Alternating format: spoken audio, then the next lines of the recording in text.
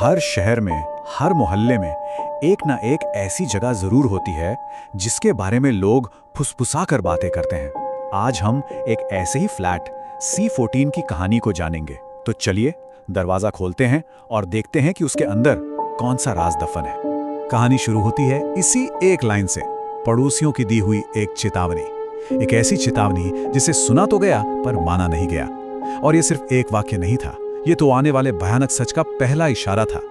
मिलिए नेहा और रोहित से। शहर में नए थे, अपने सपनों का घर ढूंढ रहे थे और उनकी तलाश खत्म हुई फ्लैट C14 पर। यह फ्लैट काफी समय से खाली पड़ा था और शायद इसीलिए सस्ता भी था।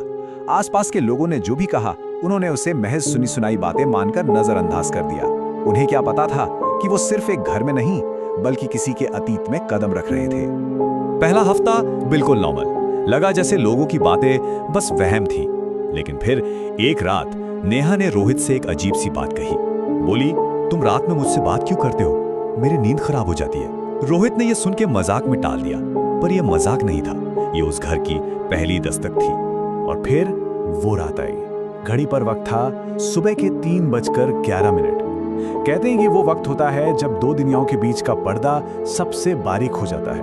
और उसी पल सब कुछ बदल गया। सोचिए जरा, आधी रात को आंख खुले और कोई ऐसे बैठा मिले। रोहित का दिल दहल गया। नेहा बस एकटक अंधेरे में घूर रही थी, जैसे वहां हो ही नहीं।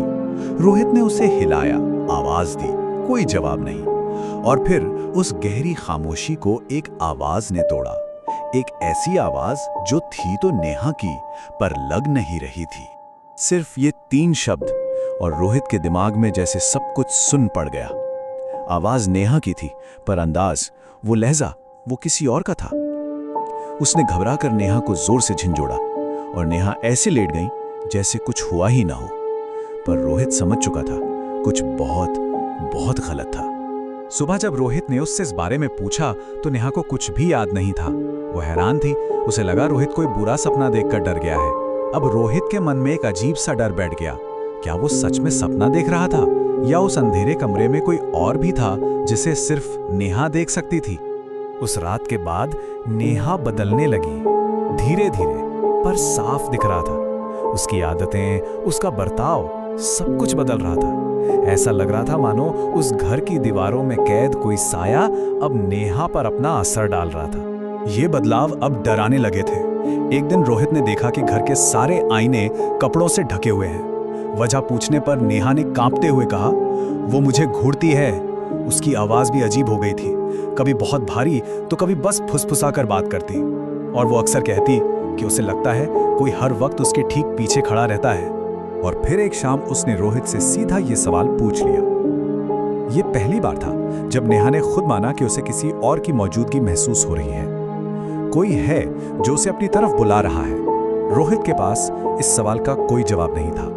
कहानी अब एक ऐसे मोड़ पर थी जहां अतीत का एक बंद दरवाजा खुलने वाला था, और उस दरवाजे की चाबी एक नाम था। एक ऐसा नाम जो नेहा ने कभी सुना तक नहीं था। एक और रात, एक और वक्त, रात के 2:47। नेहा नींद में जोर से चीखी। उसने एक नाम पुकारा, सावित्री। ये नाम सुनकर रोहित के होश उड़ गए। सावित्री? ये कौन थी? ना वो किसी सावित्री को जानते थे, ना नेहा। तो फिर ये नाम नेहा की जुबान पर कैसे आया? अब रोहित के दिमाग में बस यही एक सवाल था, सावित्री कौन थी और उसका इस घर से और नेहा से क्या रिश्ता था? जवाब पाने के लिए वो बिल्डिंग के पुराने धूल भरे रिकॉर्ड्स तक पहुंच गया, और बिल्डिंग की फाइल C14 में उसे वो खौफनाक सच मिला। सावित्री उस फ्लैट की पिछली मालकिन थी। 12 साल पहले उसी फ्लैट में उसने फांसी लगाकर आत्महत्या कर ली थी। अब सारी कड़ियां जुड़ रही थी। वो कोई और नहीं, सावित्री की आत्मा थी जो उस घर को कभी छोड़कर गई ही नहीं। ये सच जानने के बाद रोहित बुरी तरह टूट गया। अब उसे नेहा को बचाना था। डर और बेबसी के बीच उसने मदद के लिए किसी जानकार को बुलाया। ये उस अनदेखी ताकत से आमने सामने की लड़ाई थी, एक आखिरी कोशिश। जैसे ही घर में मंत्र पढ़ने शुरू हुए, नेहा जमीन पर तड़पने लगी, और फिर एक सर्द, गुस्से से भरी आवाज कमरे में गूंजी, जो नेहा की नहीं थी, वो सावित्री थी। और उसकी आवाज में सालों का दर्द और अकेलापन था। वो अब नेहा के शरीर पर अपना हक जता रही थी। उस आवाज के साथ ही कमरे में अजीब चीजें होने लगी। लाइटें अपने आप जल बुझ रही थी, हवा अचानक बर्फीली हो गई। ऐसा लगा मानो उस कमरे की दीवारें भी उस आत्मा के गुस्से को महसूस कर रही थी। उसी भयानक आवाज के बीच एक पल के लिए नेहा की अपनी डरी हुई, कांपती हुई आवाज आई। वो मदद मांग रही थी, जैसे वो अंदर कहीं फंसी हो और कोई उसे अंधेरे की तरफ खींच रहा हो। और फिर नेहा की एक दिल दहला देने वाली चीख, और उसके बाद गहरी खामोशी। एक ऐसा सन्नाटा जो किसी भी शोर से ज्यादा डरावना था। लड़ाई शायद खत्म हो चुकी थी, पर जीता कौन था ये किसी को नहीं पता था। उस रात के बाद नेहा की जान तो बच गई, लेकिन उस घर में जो हुआ उसने उन्हें हमेशा के लिए बदल दिया। उन्होंने फौरन वो फ्लैट छोड़ दिया और फिर कभी उस इलाके की तरफ मुड़कर भी नहीं देखा।